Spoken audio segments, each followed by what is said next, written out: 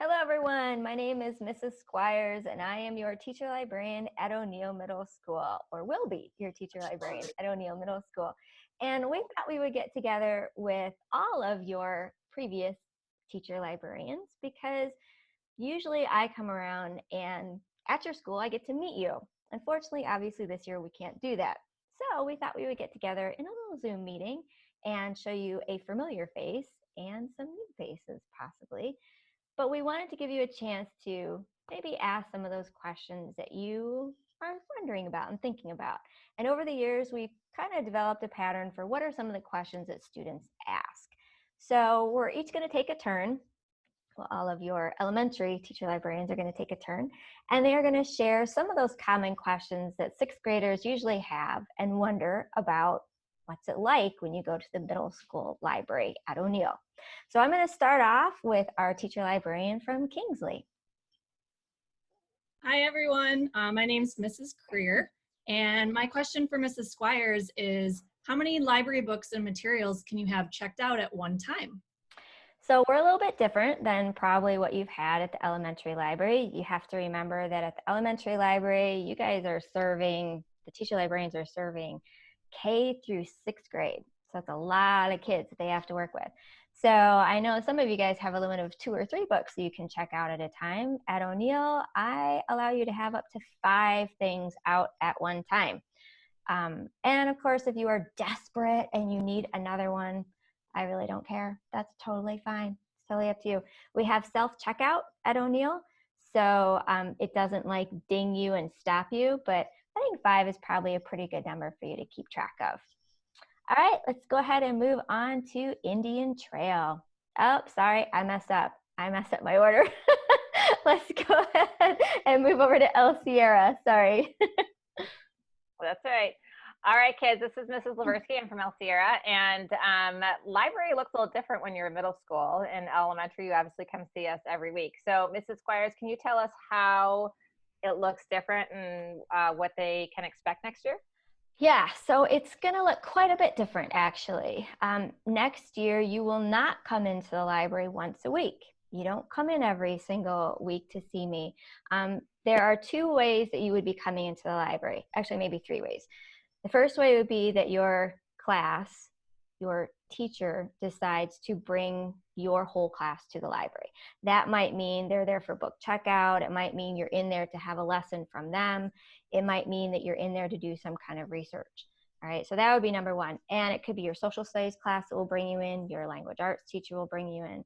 The second way would be if you're in the library specifically for me to teach you a lesson. For language arts, you'll be coming down to the library 4 times a year. I teach 2 periods with you in the library, so I have you for 1 full day and 4 times a year. I also have been teaching lessons for science that are research-based, and those are also in the library. I don't know exactly what that'll look like next year, but this past year, I had 7th and 8th grade down once a month. And then also social studies. We've been working on primary and secondary sources in the library. So you'll be in the library for a variety of different things with me teaching you lessons. The other way, though, you actually have a choice of coming out to the library every single day. We are open in the morning for early bird. If you do not have band, choir, or orchestra, you can come into the library. We open at 7:45 in the morning, and you would stay in the library then until the bell rings to dismiss you for first period. So you'd have that time before school. We're also open from 3:17 to 3:30 after school. And then every day you'll have lunch and home base, and that makes up 1 period. So you'll basically have home base for half of that period and lunch for the other half.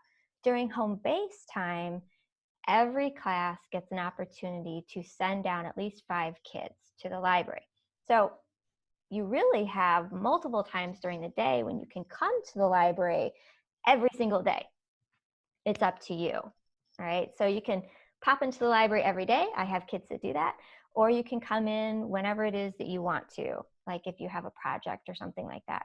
So yes, it definitely does look different than what you're used to, but I hope you'll see that you still have a lot of access to the library. All right, let's move on to Indian Trail now. Hi everyone, I'm Mrs. Forsley. So Mrs. Squires, I'm curious, what kinds of books do you have in your library at O'Neill? So as I kind of alluded to earlier, I know that teacher librarians in the elementary school, they have to select for a huge range of readers and interests, right? Because kindergarten all the way up through 6th grade. I'm incredibly lucky. I only have to select for 2 grades, 7th and 8th grade, which makes my job a lot easier than your other elementary teacher librarians. I get to focus on what's most interesting to 7th and 8th graders. And I've got a wide range of books within that area. And I also know that a lot of kids like different formats. And I know if you're at Indian Trail, some of you may have been exposed to some large print books, because I know that that was a collection that was starting to be built up this past year. We also have a lot of large print books at O'Neill, and we have a huge graphic novel collection, which I'm really happy about because I know a lot of kids love graphic novels. We also have a lot of audiobooks on CD. We have a picture book collection, and we also have a foreign language collection. So if you are a student that knows how to read Ukrainian, I have books in Ukrainian. If you read Russian, I have Russian. I have lots of different, Spanish obviously, I have lots of different languages. So I have many different formats in the library, and I have different specialized collections. And of course, I would love to have you ask me anytime if you're looking for a book and can't find something. All right, let's on to Hillcrest. Hi, I'm Mrs. Hesterman. I'm the teacher librarian at Hillcrest. Hey, Mrs. Squires, I was wondering, how do you help the students when they come in? I also was wondering, can you explain large format books a little bit more? I don't know what that means. Good question. All right, so when the kids come into the library, basically you can ask me anything. If you're looking for help on a research project, if you are struggling with how to access the databases, because we do a lot of database work in the library when you get to 7th and 8th grade. In fact, primarily that's where you'll be getting your sources from, or a book. You could also get one from a book in the library. Anytime you have a question, basically, even if it's about your computer, I have an assistant in the library who's awesome. Her name is Mrs. Casper, and she is great with helping kids with book recommendations. I love to recommend books. One thing I forgot to mention earlier is that I also go into your classrooms and do what are called book talks. So I go into the classrooms a lot. So not only will you come into the library for lessons, but then I go into your classroom and do a book talk. And a book talk is basically where I walk in and I start talking to you about a book, and then I always read part of the book to you. So Mrs. Hesterman asked about what is a large print book. These are all the books I'm hoping to read this summer. So I wanted to show you one that I actually read not too long ago. This is a large print format, all right? Now, it's different from a regular print format, which would be this, all right? So what I have found is that kids really enjoy the large print format, and they find it easier to read, they enjoy it more. So I've been investing quite a bit in the large print collection for the library. Did that answer all your questions, Mrs. Hesterman? I get confused sometimes, I forget. All right, thanks. All right, let's go ahead and move on to the closest school to O'Neill, which would be Fairmont. Hi, this is Mrs. Stroud at Fairmount. My question is, if a kid loses a book, what happens? Yeah, the kids always want to know about that, right? Well, first thing is we're very similar, I believe. Correct me if I'm wrong, ladies. We have a 2-week checkout period. Do most of you guys have that, or is it? Okay.